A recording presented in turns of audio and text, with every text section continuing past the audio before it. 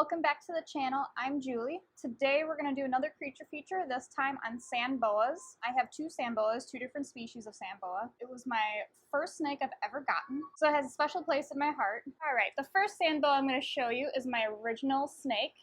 First snake I've ever gotten. He is a Kenyan Sand Boa. It's pretty popular in the pet trade, very common. His name is Amazon because I was a very creative 12-year-old. I love nature. I loved different countries. So obviously Amazon and Kenya are super close together, so that's why I was named that. I've had him about 17 years. They are a longer lived snake, so I should hopefully have him for another 10 or so. They are really easy to keep. So how I got him was I was actually going to get a ball python as my first snake.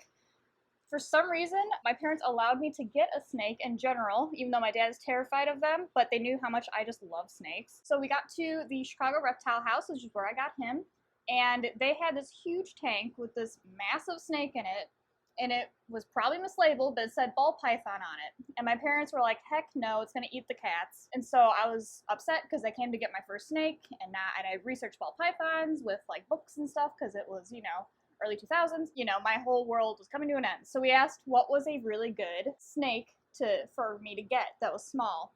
And so we looked at a bunch of different ones, and they had Kenyan Sand Boas. And this guy with his cute little derpy face caught our eye. And since he was super simple to take care of, this is my first snake that I got. What I will say is, despite them being fossorial or burrowing snakes, they are wonderful escape artists.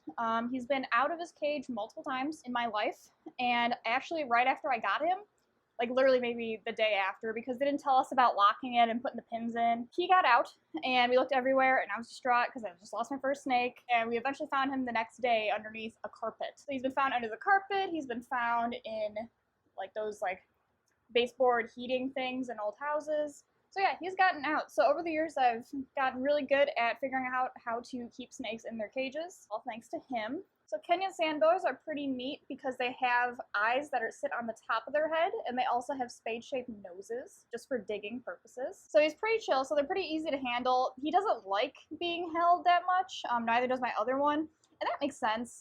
So if they're burrowing snakes, they typically don't want to be out flying or out in a tree because they are not naturally like that. Well, you can't handle them, they don't really like it that much. I have other snakes that really enjoy being handled, these don't. Another thing about these guys is that you will never see them. So it's basically keeping like a box of dirt or aspen.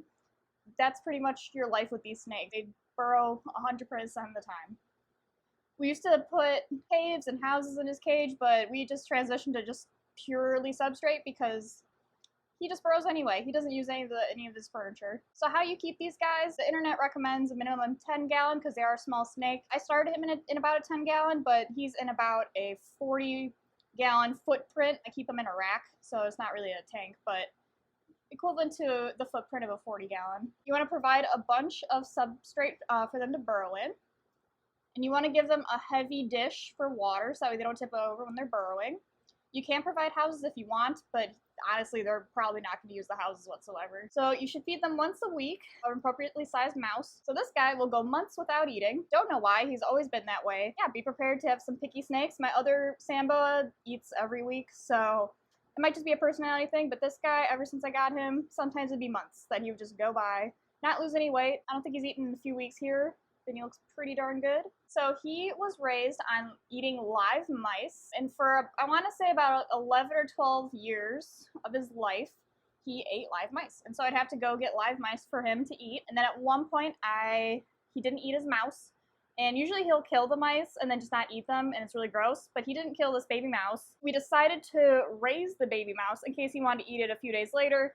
Of course, when you're raising a baby animal, you wind up getting attached to it, so I then had a pet mouse. And so after that, I obviously didn't want to feed mice, or live mice, to my snakes. And so we transitioned him to frozen. And so if anyone wants to tell you that your snake cannot eat frozen mice, they are wrong. It's so easy to convert snakes to frozen mice. I've done it with all my snakes. None of my snakes eat live.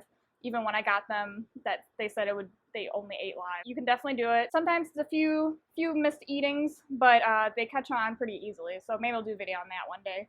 But yeah, so he's happily eating his frozen mice when he decides to eat. So for substrate in the enclosure, I used to use that calcium sand when I was little. Don't use calcium sand for anything, it's not good. Honestly, use play sand or a dry soil or an aspen for these guys. You just want to keep it super dry, nothing that's going to really maintain moisture at all since they're from arid environments. My other sand boa is an Indian sand boa, or also known as the smooth scale sand boa. It is the largest sand boa in the world. That being said, it's still kind of small. As you can see, their butt and their head, so the end of their tail and their head, look almost identical. This is actually a defense mechanism. If a predator is after them, they'll actually coil on top of their head and present their tail to the predator, so that way if anything gets bit in the face, it's actually just their tail. So they're pretty neat. Pretty same air requirements, arid environment. They do require a bigger container. I mean, I keep mine, again, in equivalent of a 40, but they recommend 20 to 30 for these guys. So the reason I'm using a snake hook with him is he is actually very defensive. He has a high feeding response,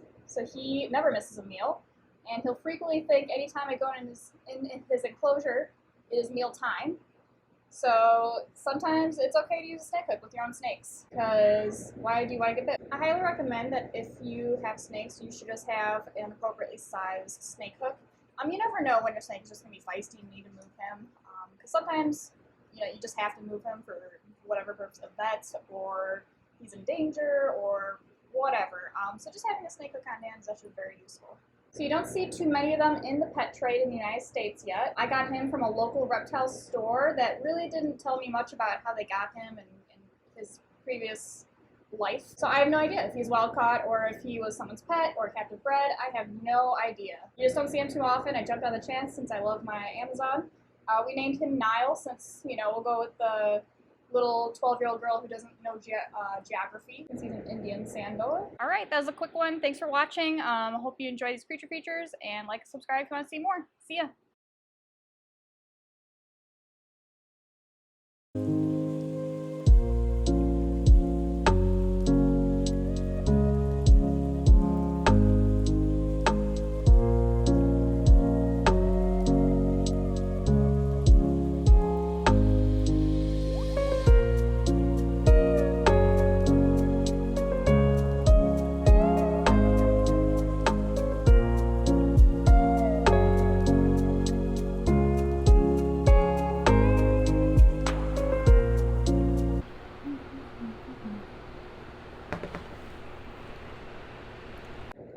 Other sand boa, he is not happy.